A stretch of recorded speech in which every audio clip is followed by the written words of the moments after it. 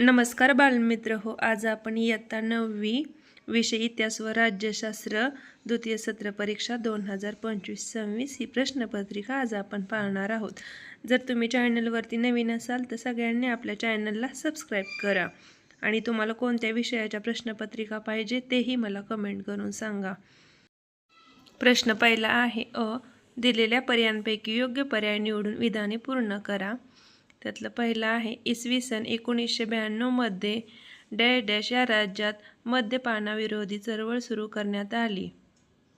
त्याचं उत्तर आहे आंध्र प्रदेश।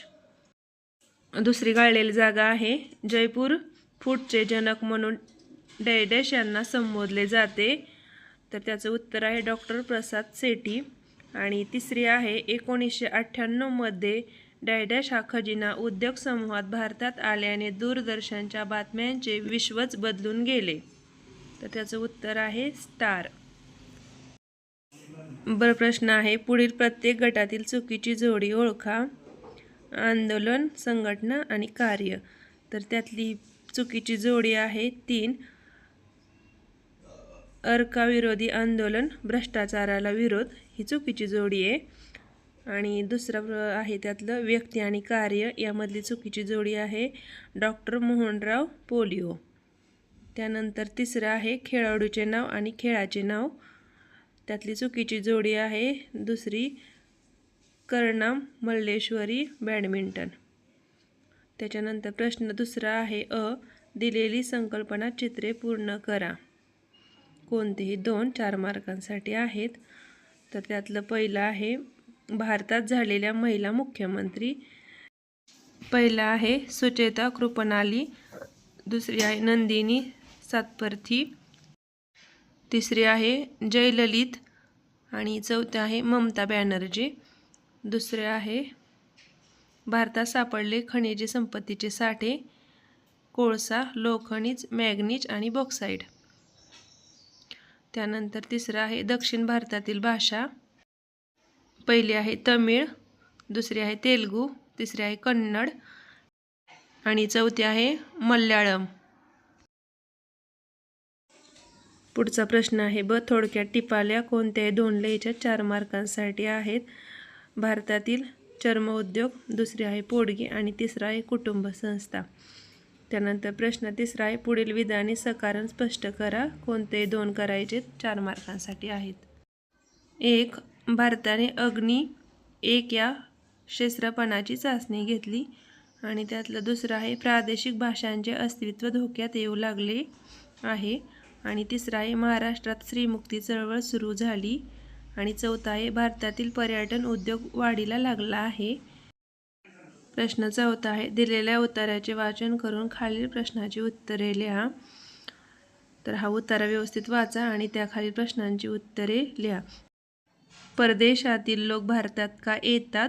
दुसरं आहे पर्यटन विकास महामंडळाद्वारे कोणत्या सुविधा पुरवल्या जातात? आणि तिसरं आहे पर्यटन क्षेत्रातून लोकांना रोजगार कसा निर्माण होतो? त्यानंतर प्रश्न 5वा आहे पुढील प्रश्नांची सविस्तर उत्तरे लिहा। त्यातील पहिला आहे अणुऊर्जा निर्मिती संबंधात कोणते प्रकल्प सुरू झाले? दुसरं आहे दूरदर्शन या माध्यमात कोणते बदल झाले आहेत? तिसरं आहे शेती व्यवसायाला प्रोत्साहन मिळावे म्हणून शासन कोणते प्रयत्न करते? आणि चौथा आहे चिपको आंदोलनाची माहिती लिहा। त्याच्यानंतर प्रश्न 6वा आहे दिलेल्या पर्यायांपैकी योग्य पर्याय निवडून विधाने पूर्ण करा। त्यातलं पहिलं आहे संयुक्त राष्ट्राच्या सचिवालयाच्या प्रमुखास डॅश डॅश म्हणतात, तर महासचिव असे म्हणतात। दुसरी गाळलेली जागा आहे भारताशी आंतरराष्ट्रीय सहहद्दी खुली असणारा देश, तर तो नेपाळ आहे। प्रश्न 7वा आहे पुढील विधाने चूक की बरोबर ते सकारण स्पष्ट करा। त्यातील पहिला आहे आमसभा जागतिक प्रश्नांवर चर्चा करण्याचे व्यासपीठ आहे। दुसरा आहे दक्षिण आशियाशी राष्ट्रांमध्ये भारताचे स्थान महत्त्वाचे आहे आणि तिसरा आहे मानवी हक्कांची संकल्पना आता अधिक व्यापक झाली आहे। प्रश्न 8वा आहे त्यातील आहे पुढील संकल्पना स्पष्ट करा कोणतीही एक। पहिली आहे पर्यावरणीय ऱ्हास आणि दुसरी आहे युनिसेफ।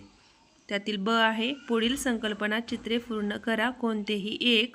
भारताच्या शेजारील देश, त्याचं उत्तर आहे चीन, नेपाळ, पाकिस्तान, म्यानमार, श्रीलंका. आणि त्यातील दुसरं आहे संयुक्त राष्ट्राच्या अधिकृत भाषा, त्याचे उत्तर आहे इंग्रजी, फ्रेंच, रशियन, चिनी, अरबी. प्रश्न 9 आहे पुढील प्रश्नांची थोडक्यात उत्तरे लिहा, कोणतेही एक लिहायचे. तर त्यातलं पहिलं आहे संयुक्त राष्ट्राची शांती सेना कोणती भूमिका बजावते. आणि त्यातील दुसरं आहे आंतरराष्ट्रीय व्यवहारात मानवी हक्कांना महत्त्व कसे प्राप्त झाले. अशा पद्धतीची प्रश्नपत्रिका आहे मुलांनो. हिचा व्यवस्थित असा अभ्यास करा आणि पेपर छान लिहा. तुम्हाला या पेपरसाठी बेस्ट ऑफ लक आणि सगळ्यांनी आपल्या चॅनलला सबस्क्राईब करा. धन्यवाद मित्र हो.